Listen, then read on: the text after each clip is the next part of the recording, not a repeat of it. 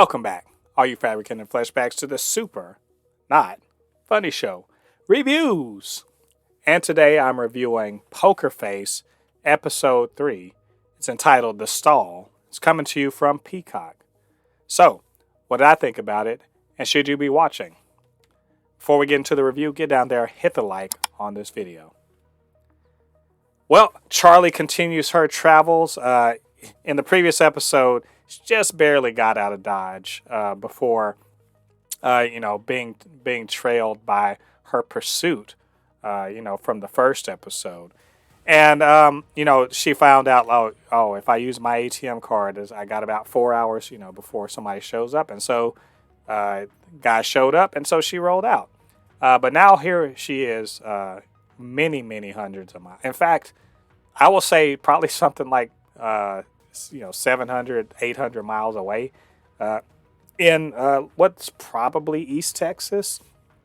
She makes her way across the state of Texas. And in this case, she, as always, we find out that she ends up stopping coincidentally because of things that happen. In this case, it's because she picks up a good old little MAGA dog, which is looks like a broke-ass wishbone who just won't stop barking unless you put it on, far-right talk radio, which is kind of maybe indicative of the sort of person that raised this dog in the beginning. But the only way she can get him to shut up while he's in the car, which he won't get out of, is to listen to, terrible radio.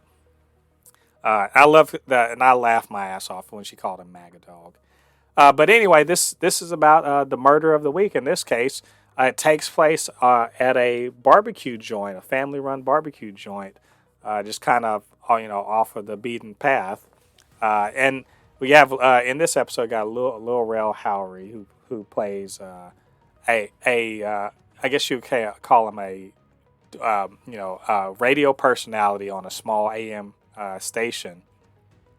But he's also a co-owner of a barbecue joint with his brother. His name's Taffy, and his brother's name is George. And he's kind of like a pitmaster who's just like a guru of smoked meats.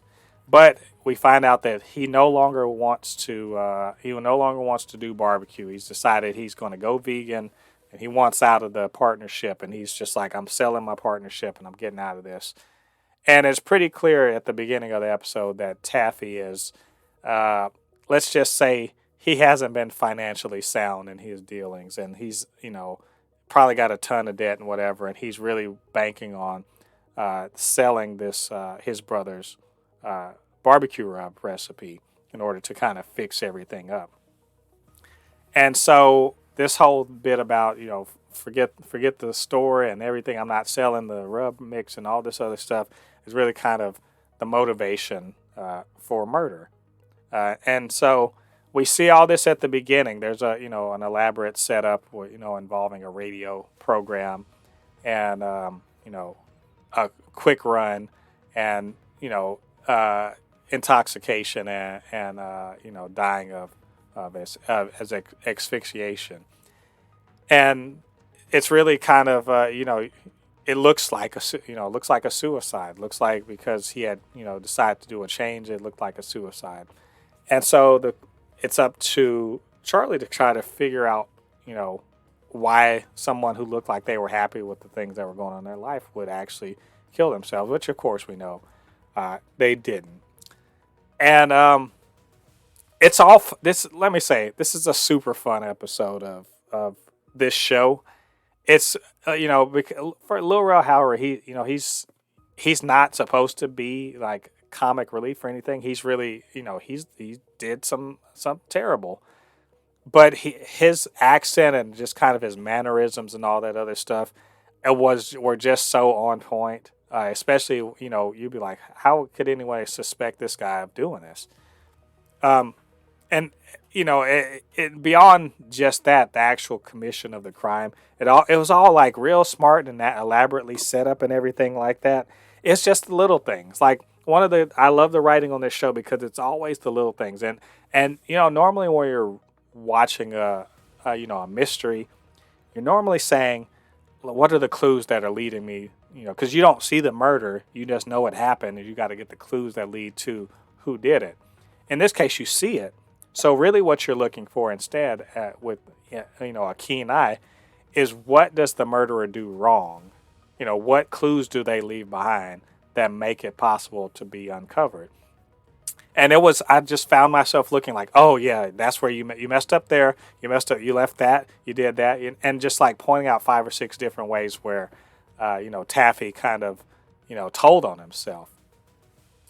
And of course, now that brings Charlie into the mix. And as each episode rolls along, you learn more about her as a person, and the sort of person she is. Again, she's the sort of person that she can't just sit around while something bad or happening, or someone's trying to get away with doing something evil.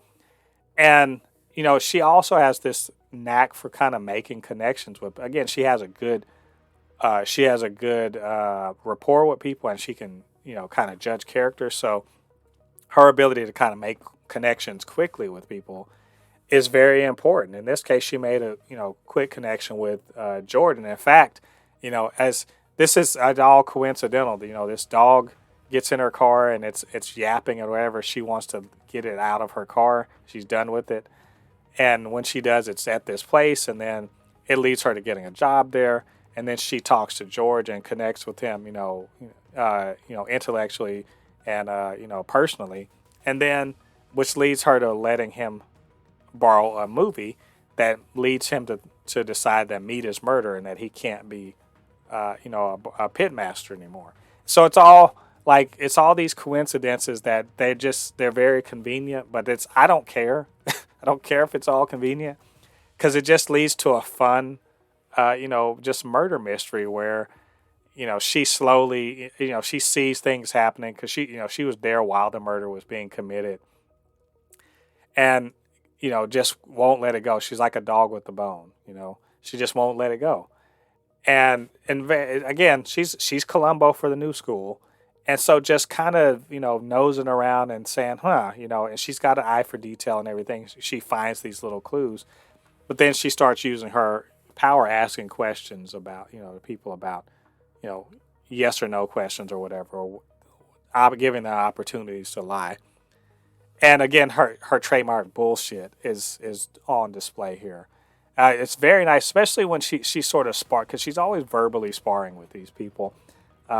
She's sparring with Taffy, and he goes from being like, "You're nothing," to, "I don't like the questions. I don't like where you're going," and sort of like threatening her or everything. I do find it interesting that for being someone who seems to have a good grasp of who's a good person, who isn't, how she confides in the wrong person, and she doesn't really realize what's really going on until maybe late, like real late on, like that this plan wasn't just like a one person deal. But she also does, again, makes friends with the right people, and it allows her to sort of set up the murderers to hang themselves out, so to speak. And it's all like the real main, like the strength of it is like all the questioning, but the final confrontation where she really like lays out what's going on and why they're going to go to jail and everything. It's good stuff. I mean, I could go on and on. I think this is a highly entertaining episode. All of the performances were really good. Natasha Lyonne as Charlie, she shines all the time. And that dang dog, she called him the MAGA dog, fascist dog, was hilarious. He's such a cute dog, but also hilariously awful. just I'm not going to be able to stop calling that dog MAGA dog for like ever. It was hilarious. Just all around, really, really enjoyed this episode. And I think that, if this is your jam, if this is your type of show, this is, murder mystery, whatever, this is definitely going to like scratch an itch for you. So anyway, what did you guys think about this episode? What did you think about what I had to say? Get down to the comment section and leave your thoughts there. And of course, you can always hit me up. SuperNotFunnyShow@gmail.com or at SuperNotFunnyS1 on Twitter. And do me a favor, get down there, hit the like button on this video, and hit the subscribe and notification buttons. Those will help this channel grow, help more people see these videos. All right, all you Fabricans and Fleshbags, thanks for joining me. Come back for the next episode of Poker Face, episode 4. Until then, I've been Mo de Poupée, resident fabricant and comment extraordinaire on all things pop culture. And I'll see you guys on the other side of the thread. Peace.